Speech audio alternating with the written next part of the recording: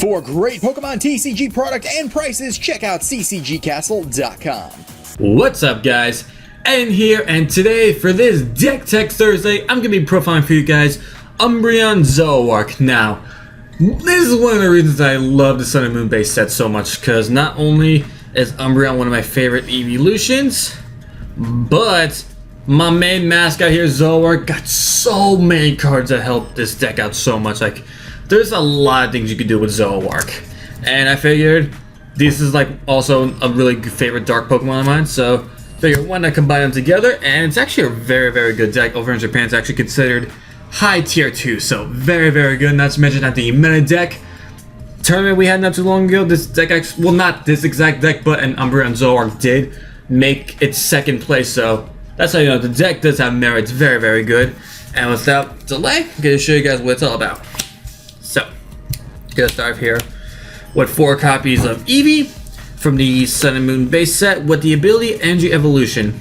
Now, we've seen this before in Furious Fist Eevee, but what's cool about this one is that it has 10 more HP, so that's always pretty nice. So basically, you attach a basic energy to that Eevee and you search your deck for a type of Eeveelution that matches with that energy. And you can do it turn 1 too, so very good for speed wise. And speaking of that, up here, got, oops, didn't I mean to knock that away, 3 copies of Umbreon GX. Now, this GX Pokemon is really awesome. It's a stage 1, 200 HP, so definitely tanky. It's got 3 attacks, strafe, single dark energy for 30. You switch the Pokemon with one on your bench, which we do have Pokemon here that we can switch up to the active. Shadow Bullet, a dark and 2 colors, does 90 damage and 30 damage to one of your opponent's bench Pokemon. Just like Darkrai's Night Spear, which was tier 1 for many years, in a form of a stage 1. Well, it's almost like a basic because you can get it out turn 1 super easily, so really cool. And we also run other Eeveelutions in here.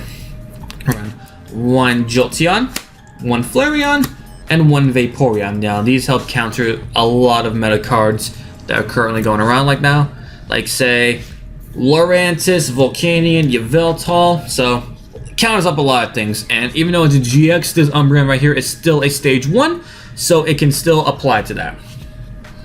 Alright, next up here, going to be running 3 copies of Zorua, along with 3 copies of my man Zoroark. Now, Zoroark has a really crazy attack. Mind Jack for double colors does 10, and 30 more for each of your opponent's bench, so that adds up really quickly. Not to mention it's got the ability Stand In, to where you could switch this with your active, which is pretty darn good considering even though Umbreon can strafe, you don't always want to attack with Umbreon, and it's got 2 retreat costs. Not the worst, but certainly not the best either. So just if you have a Pokemon stuck in the active, just use Zoroark, boom, switch it out and hit them for a lot of damage.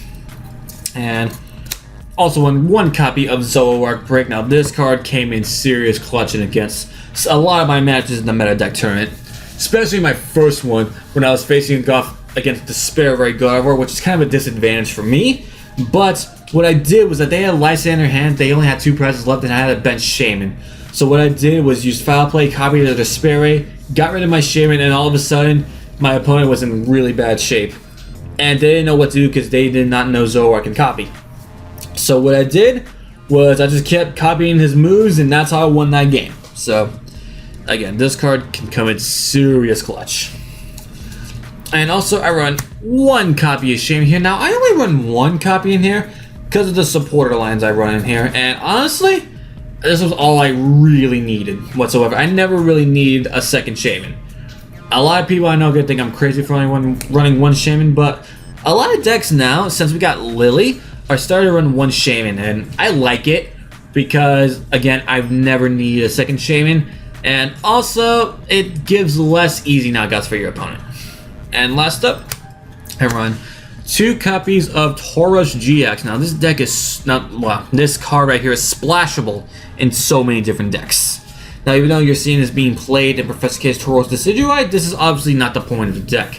This is that strafe target I was telling you guys earlier about with Umbreon, because unless you can knock it out, you really don't want to attack a Tauros.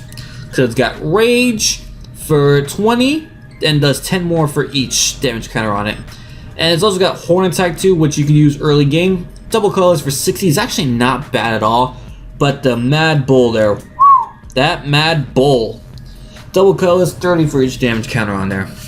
So definitely adds up really quick. And speaking of GX, I almost forgot to mention Umbreon's Dark Hall GX here.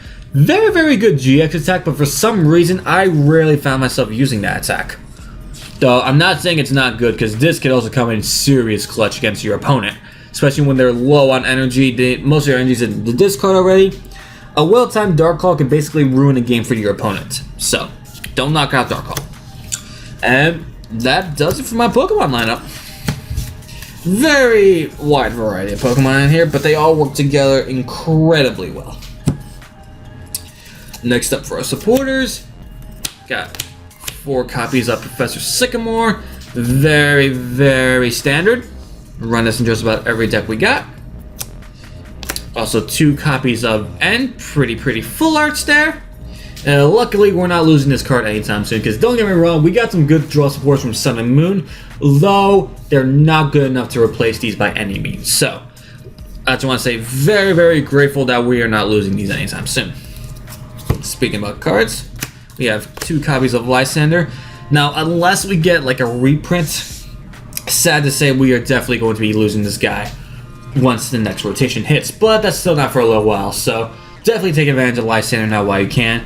And especially for a deck like Umbreon where you're doing a lot of sniping damage, Lysander is super important in that deck.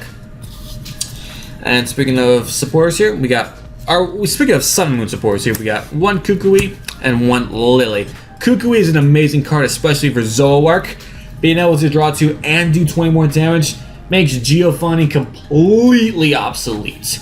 This is unfortunate too, because I think they were talking about making another full art promo for Giovanni in Evolution style, which would have been awesome if we didn't already get this guy. And Lily's really interesting too, because it's essentially Bianca, where you draw until you have 6, unless you play her on your first turn, where you could draw until you have 8. Actually, quite a few times I have gotten my hand down to 0 on my first turn and just played had my hand down to 1, and that 1 was either a Lily or a VS Seeker for a Lily. Play that, draw a fresh hand of 8, and I just had so many more plays I could do from there. So, Lily is definitely a good addition to decks. And last but not least, I run 1 copy of Hex Maniac. Now, this card is super important because we have a lot of Vileplume going around nowadays. And I actually faced a Vileplume deck in my most recent, one of my matches in the meta deck tournaments. And I would have actually lost had it not been for this card.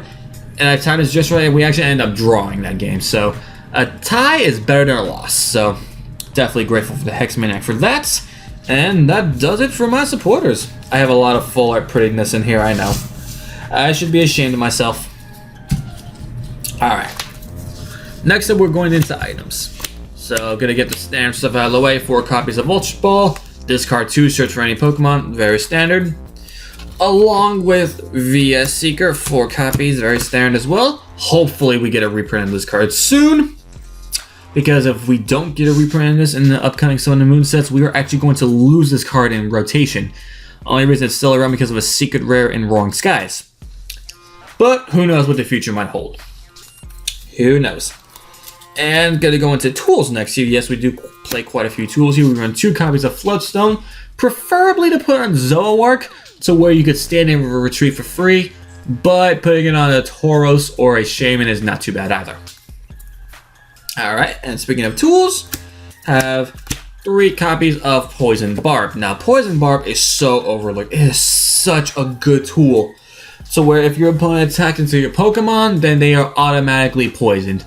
And for a deck like Umbreon, where every little bit of damage matters because of sniping bench and all that stuff, not to mention being able to hit for weakness with many different varieties, that extra damage just makes a huge amount of difference, especially with all these big tanky Pokemon GXs we have coming out. So, quite a few games this card actually was the reason I won, because they had just enough damage that I needed to knock them out and take my prizes for game. So definitely a great card, underestimated, I always say. And I also run just 2 copies of Trainer's Mail. Now, I did want to run more copies of it, but I just didn't have the room. And luckily, with everything I had, with all the deck thinning options I have, through Ultra Ball, Energy Evolution, and just all of the supporters here, especially Lily, at the right time can be a definite deck thinner. You really don't need any more than 2 of this card right here. So if you want to run another more, like say 3 Transmail, go right ahead. And our last item card is going to be Super Rod.